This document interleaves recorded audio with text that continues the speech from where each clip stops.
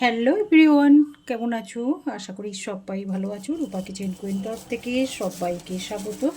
আজকে আমি ডাঁটা দেখো এখানে 5 ফোড়ন দেবো তেলের মধ্যে। আর আজকে আমি সাদা শাক, কেউ বলে কাটুয়ার ডাঁটা, যে যেটা বলে।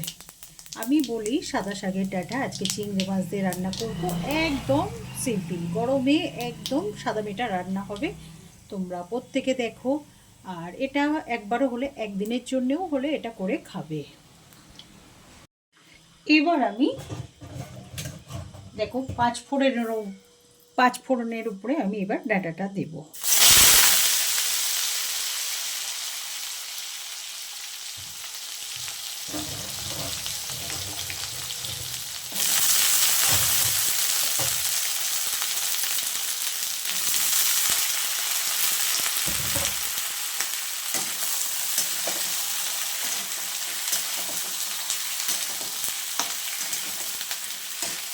আমি খুব ভালো করে ভেজে নেব। এইবার দেব, দেখো এই কুচনো পেঁয়াজগুলো দেবো আমি। এইবার আমি ডাঁটার সাথে মিশিয়ে ভালো করে ভাজা করে দেব। এইবার স্বাদ অনুযায়ী লবণটা দেব। এখন এই ভাজার সময় লবণটা দিলে লবণটা ডাঁটার ভেতরে ঢুকবে আর খেতে ভালো লাগবে। আর পরিমাণ মতন হলুদটা দিতে হবে। এইবার খুব ভালো করে ভেজে নিতে হবে। আসলে ডাঁটা না, ডাঁটা বলো, আর বাড়িতে আমরা থাকি তো 3 জন, সব সময় তো সবাই থাকে না। এইবার বাচ্চা মানে আমার মেয়ে, সেই বেশি একদম ডাঁটা খেতে ভালোবাসে না। আর এখন তো জানো বাচ্চারা এটা খাবো না ওটা খাবো না, যার জন্যে আসলে অনেকটা দিন ডাঁটা খাওয়া হয় না। ইচ্ছা হলো আজকে একটু চিংড়ি মাছ আর একটু কাঁকড়া দিয়ে করব। আর প্রথমে তোমাদেরকে তো বললাম, পুরোটাই তোমাদেরকে দেখালাম, এখনও তো কিছুটা বাকি আছে। এইবার আমি চিংড়ি মাছটা দেব। দেখো, আর পেঁয়াজটা একটু ভালো করে না ভেজে নিলে হবে না। ডাঁটা খেতে কে কে ভালোবাসো সেটা আমাকে কমেন্ট করবে। আর তোমরাও যদি এই ডাঁটার রান্না অন্য রকম করো সেটাও আমাকে দেখাবে, বলবে।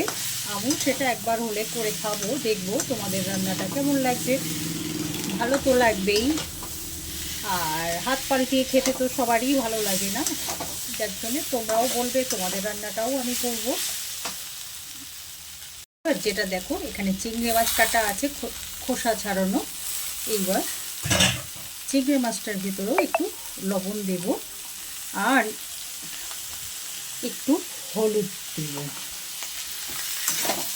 এটাকেও ভালো করে সব সবজিগুলোর সাথে ডাঁটা, আলু আর মাছটা দিয়ে একসাথেই আমি ভেজে নেব।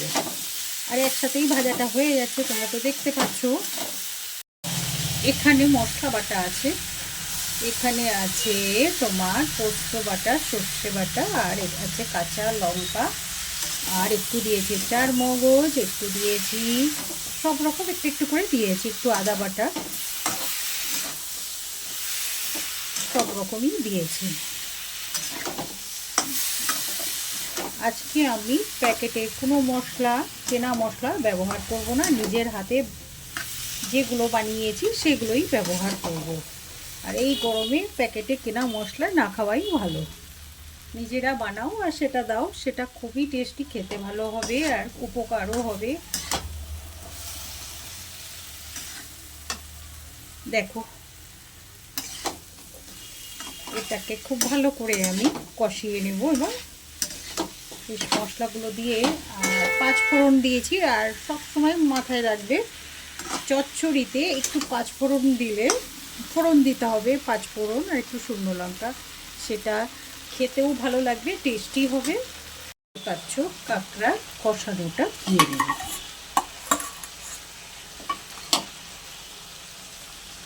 কাঁকড়াটাকে খুব ভালো করে আমি কষিয়ে রাখছিলাম।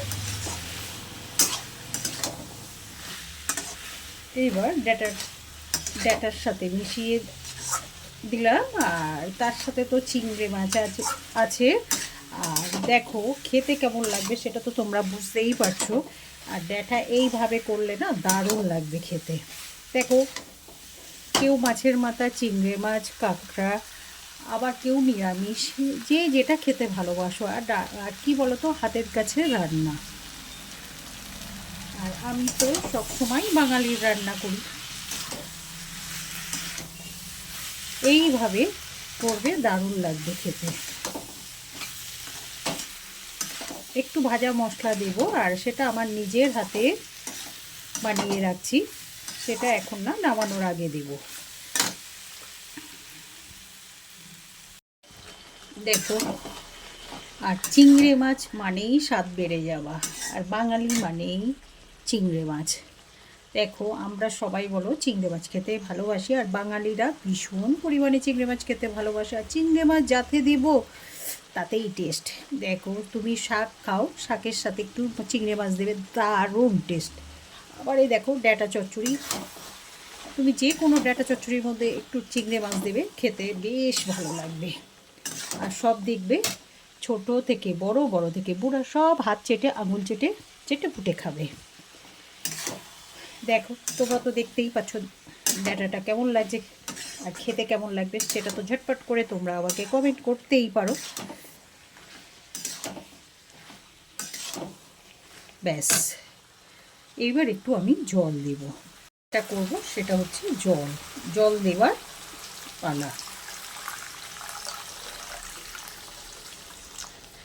দেখো, আমি খুব বেশি জল দেব না, যতটুকু দরকার ততটুকু। আর সব সময় ভাবে একটু মাপে মাপে দিলে টেস্টও হয়, খেতেও ভালো লাগে। দেখো,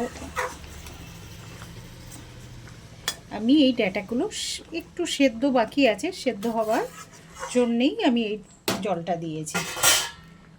হয়ে গেছে, এবার আমি ঢেকে দেব। ঠিক আমি 10 মিনিট পর ঢাকাটা তুলব। এবার আমি ঢেকে দেব। ব্যাস, আমি দেখো এখানে আমি ভাজা মশলাটা করে রাখছি, আর এইটুকুই দেব আমি ভাজা মশলা। আর একটু দেব চিনি, একটু ডেটায় মানে একটু মিষ্টি দিলে খেতে ভালো লাগে, টেস্ট হয়। একটু মিষ্টি দেব স্বাদ করার জন্যে।